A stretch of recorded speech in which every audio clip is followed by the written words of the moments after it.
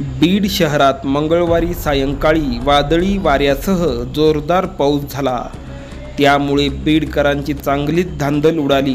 त्यातच अतिशय धक्कादायक घटना बीड शहरातील श्री शिवाजी विद्यालयाच्या समोरील तुळजाई चौक परिसरातील एका नारळाच्या झाडावर वीज कोसळली।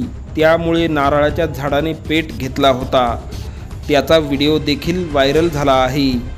नारळाच्या झाडाला आग लागल्यानंतर ते पाहण्यासाठी लोकांनी मोठी गर्दी केली होती।